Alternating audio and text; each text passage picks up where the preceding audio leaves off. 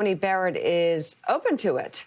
Dana Milbank points out the exact parts of the Constitution that set the date of the election and that Amy Coney Barrett absolutely, positively knows about. Dana writes in part, sure, nominees try to avoid the slippery slope of opining on potential cases, but there is no room for argument here, especially from a self-proclaimed originalist and textualist. Article 2, Section 1 of the Constitution states, the Congress may determine the time of choosing the elections and the day on which they shall give their vote, which day shall be the same throughout the United States.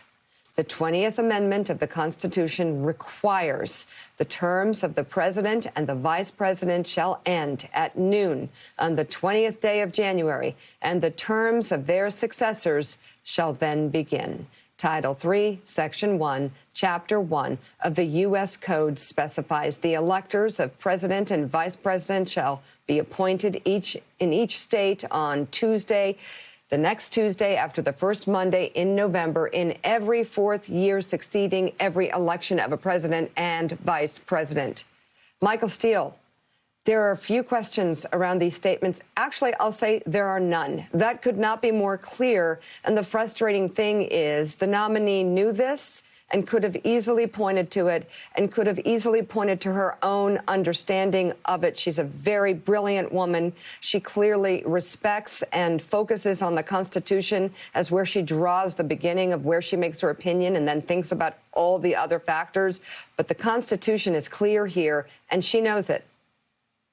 She does, and that line of questioning, along with a series of others, represented a particular problem, which she actually touched on. I think you played the clip a moment ago, where she alluded to, well, this is an area where the president has said that this or that shouldn't happen, or he wants this particular outcome, and it put her in an untenable box as a nominee to play in this political space, which she was very much trying not to play in. Mm-hmm. So my read in listening to her answer that question was all she saw was, this is a political trap. I don't want to fall into this political trap because this is not a case in controversy.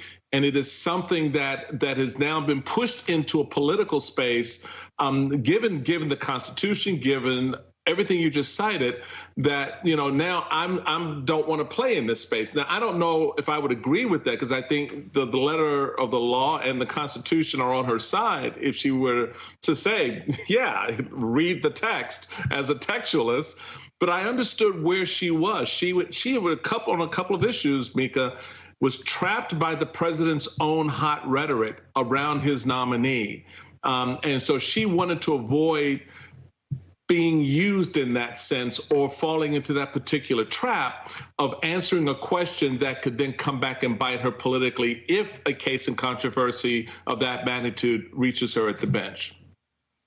Yeah, I still think it should be easier to...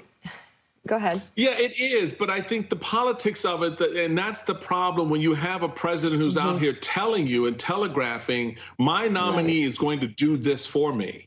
And then that nominee is sitting in the hearing trying to be a judge to become a justice on the Supreme Court.